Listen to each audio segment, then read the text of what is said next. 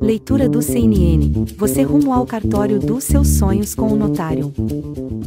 Título 3. Das atribuições dos tabelionatos de protestos. Capítulo 1. Da proposta de solução negocial prévia ao protesto e da proposta de renegociação de dívida já protestada. Seção 1. Das disposições gerais. Artigo 375. As medidas de solução negocial prévia ou posterior ao protesto observarão o disposto neste capítulo. Parágrafo 1º. Para efeito deste capítulo, considera-se: inciso 1. Medidas de solução negocial prévia ao protesto, das medidas de incentivo à solução negocial de dívidas vencidas ainda não protestadas, de artigo 11-A da Lei 9.492, de 10 de setembro de 1997. Inciso 2. Medidas de solução negocial posterior ao protesto, das medidas de incentivo à renegociação de dívidas protestadas e ainda não canceladas, de artigo 26-A da Lei 9.492, de 10 de setembro de 1997. Parágrafo 2º. Aplicam-se à União, aos Estados, ao Distrito Federal e aos municípios, bem como às suas respectivas autarquias e fundações, as medidas de incentivo à solução negocial prévia de dívidas já vencidas e ainda não protestadas, bem como de renegociação de dívidas protestadas e ainda não canceladas, na forma deste capítulo. Parágrafo 3º. Aplica-se o disposto no artigo 132, caput parágrafo 1º, do Código Civil Brasileiro, à contagem dos prazos. Artigo 376. O requerimento de medidas de solução negocial prévia ou posterior ao protesto será apreciado pelo tabelião territorialmente competente para o ato, no prazo de 1 dia útil. Parágrafo 1º. Caso não sejam preenchidos quaisquer dos requisitos estabelecidos neste capítulo, o requerente será comunicado por meio do endereço eletrônico informado no pedido, para sanar o vício no prazo de 3 dias úteis. Parágrafo 2º. Persistindo o descumprimento de quaisquer dos requisitos, o requerimento será indeferido e arquivado. Artigo 377. São requisitos mínimos para se requerer medidas de solução negocial prévia ou posterior ao protesto. Inciso 1. Qualificação do requerente, em especial, o nome ou denominação social, endereço completo, endereço eletrônico e telefone para envio de mensageria eletrônica, como e-mail, SMS, aplicativos de mensagens, o número do cadastro de pessoas físicas, CPF. Ou do Cadastro Nacional de Pessoa Jurídica, CNPJ, na Secretaria Especial da Receita Federal do Brasil, conforme o caso. Inciso 2. Dados suficientes que permitam a identificação e a localização da outra parte, para convite eletrônico. Inciso 3. A proposta de solução negocial prévia ou de renegociação, com o prazo de vigência da autorização concedida ao tabelionato de protesto para a adoção das medidas pertinentes de solução negocial prévia e de renegociação de dívidas protestadas. Inciso 4. Dados de conta bancária para eventual depósito, em favor do credor, do valor recuperado. Inciso 5. O prazo a ser concedido ao devedor para o direito de resposta a contar da data de sua intimação, observado o limite do inciso 1 do artigo 11-A da Lei 9.492, de 10 de setembro de 1997, no caso de medidas de solução negocial prévia ao protesto. Inciso 6.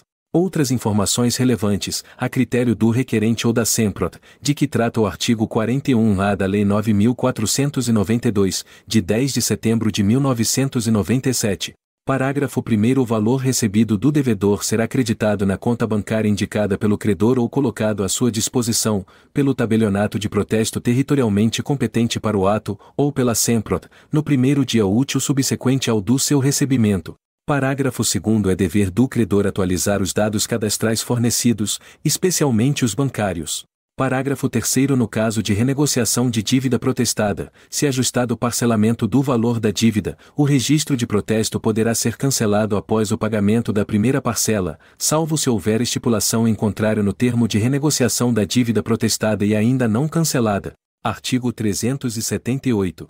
Os tabeliães de protesto, por intermédio do Instituto de Estudos de Protesto de Títulos do Brasil, IEPT, deverão desenvolver ferramentas e sistemas que promovam campanhas educativas, meios e alternativas voltados à redução dos índices de inadimplência e à regularização extrajudicial de dívidas e restrições cadastrais, como princípio de maior cidadania financeira, utilizando a solução negocial prévia ao protesto e a renegociação das dívidas protestadas e ainda não canceladas.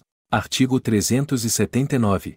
Os tabeliães de protesto manterão serviços e ferramentas que garantam a qualquer pessoa física ou jurídica o acesso à SEMPROT, para consulta dos registros de adimplemento ou inadimplemento de títulos ou documentos de dívida, sem valor jurídico de uma certidão, visando assegurar a acessibilidade a produtos e serviços que incentivem a solução negocial de dívidas e a obtenção de crédito. Parágrafo único. Diante da presunção legal de veracidade e publicidade inerente aos registros dos tabelionatos de protesto, a reprodução objetiva, fiel e atualizada desses dados na base da SEMPROT ou de órgão de proteção ao crédito, independe de nova intimação do devedor. Artigo 380. É vedado aos tabeliães de protestos condicionar a prestação do serviço de que trata este capítulo à contratação, pelas partes, dos serviços de conciliação ou de mediação de que trata o art. 18 deste Código. Artigo 381. O tabelião de protesto deverá informar a SEMPROT. Inciso 1. As propostas apresentadas para soluções negociais referentes a dívidas não protestadas. Inciso 2. As propostas apresentadas para soluções negociais referentes a dívidas protestadas. Inciso 3. As negociações exitosas previamente ao protesto. Inciso 4. As negociações frustradas previamente ao protesto. Inciso 5. As apresentações para protesto em sentido estrito em sequência à frustração da tentativa de solução negocial. Inciso 6. As renegociações exitosas de dívidas protestadas.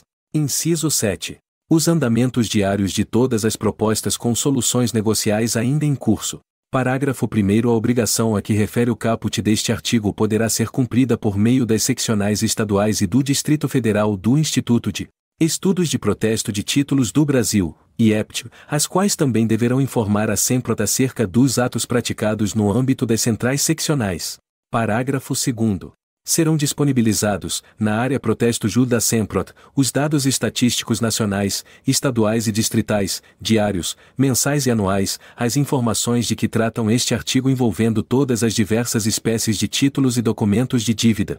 Artigo 383. Nos termos do caput do artigo 11-A da Lei 9.492, de 10 de setembro de 1997, a SEMPROT deverá ser a plataforma eletrônica designada para a intermediação, negociação e formalização de acordos entre credores e devedores, bem como para a integração com os tabelionatos de protesto territorialmente competentes, via API e interface de programação de aplicações disponibilizada pela plataforma, assegurando a autenticidade, integridade e legalidade dos atos praticados.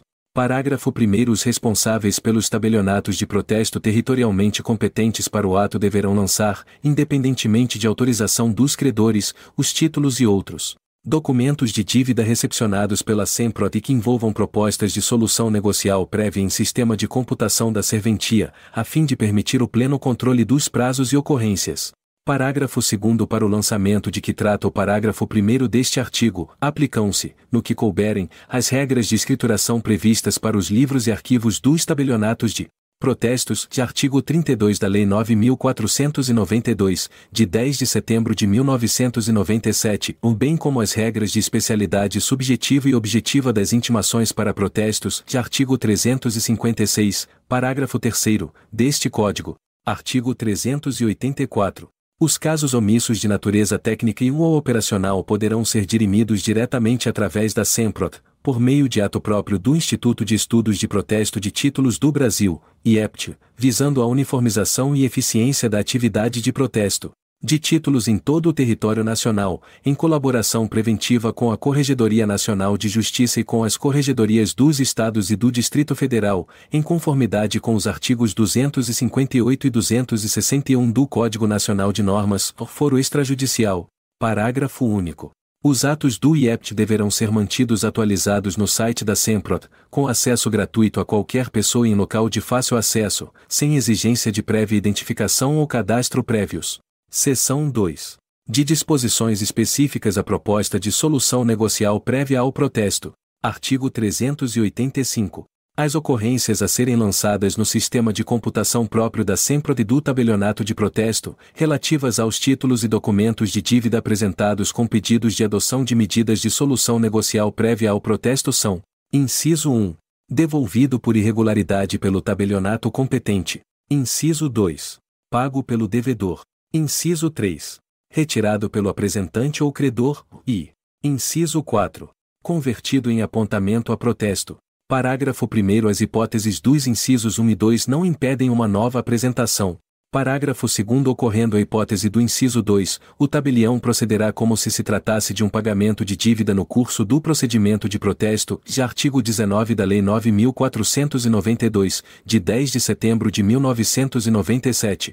Parágrafo 3º. Ocorrendo a hipótese do inciso 4, deverá ser indicado o número e a data do protocolo do respectivo pedido de protesto em sentido estrito. Artigo 386. Na hipótese do inciso 3 do caput do artigo 11-A da Lei 9.492, de 10 de setembro de 1997, inciso 1, o registro do protesto e seu instrumento deverão conter também a data de apresentação da proposta de solução negocial frustrada, artigo 11-A, parágrafo 1º, da lei retrocitada. Inciso 2. O registro do protesto será feito logo após escoado o prazo de resposta, sem necessidade de nova intimação, desde que a linha I da anterior intimação, referente à proposta de medida negocial, tenha constado expressamente essa advertência. A linha B, o prazo para resposta concedido ao devedor tenha sido de, no mínimo, a 3 dias úteis da intimação.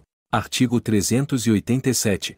Fim do prazo de resposta do devedor para a proposta de solução negocial, que será de até 30 dias, e não havendo pagamento nem desistência do apresentante ou credor, o tabelião, territorialmente competente para o ato, deverá converter a proposta em pedido de protesto pelo valor original da dívida, nos termos do inciso 3 do artigo 11-A da Lei 9.492, de 10 de setembro de 1997. Artigo 388. Revogado.